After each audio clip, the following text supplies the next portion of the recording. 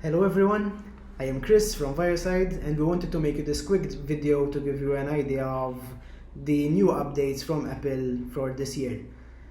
Last week Apple decided to host their Worldwide Developers Conference online, which made it possible for all developers to attend for the first time since the Worldwide Developers Conference was launched.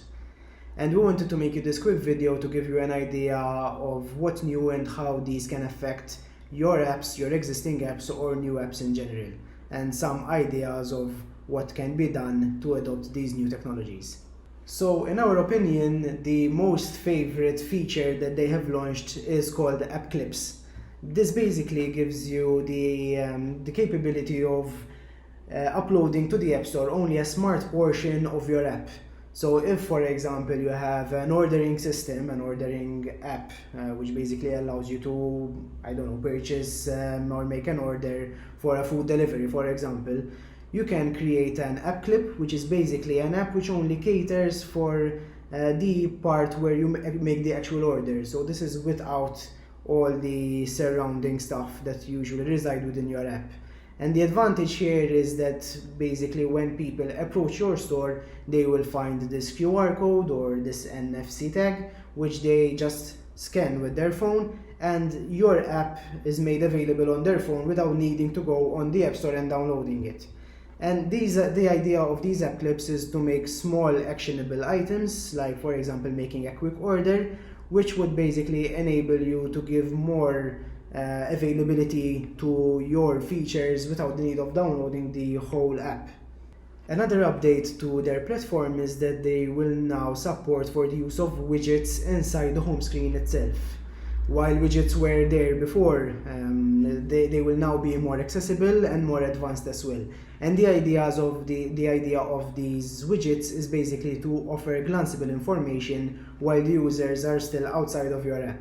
So if you have an app which its job is mainly to display information, or has a part of the app which would suit the idea of showing glanceable information, then we would recommend trying to adopt these new widget frameworks into your application.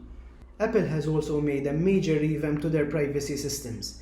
So basically now when people are downloading your app from the App Store, we also need to specify what data is being collected and how it's being used.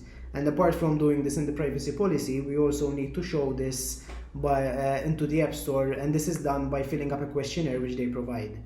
So moving forward, the strategy should be that we first have to identify what data is being collected and make sure that this data is being very well documented for our users. This gives an ease of mind to the user on how their data is being used, and therefore provide more trust into before using your app.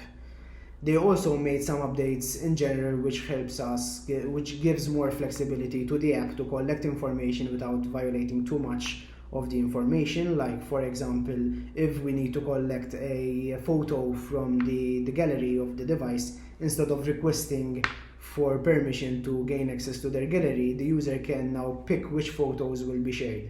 And therefore we will not have to ask for permission for the whole photo gallery when we just need one photo.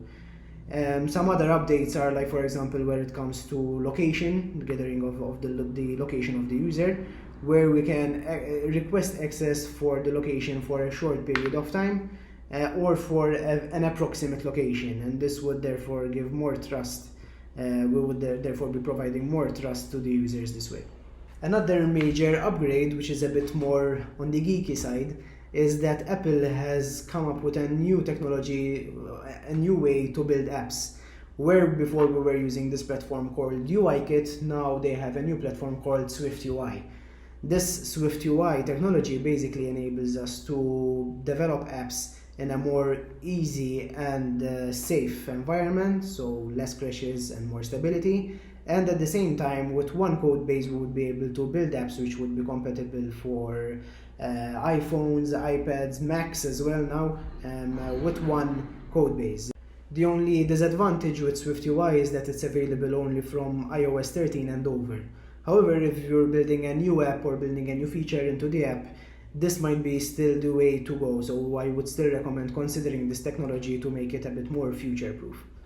And that is just a small glimpse of what they launched, but hopefully this summary would be enough to give you some inspiration or some ideas on how these new technologies can be adopted into your apps. If you have an idea, feel free to contact us with any questions and we'll take it from there. We'll see how we can help you.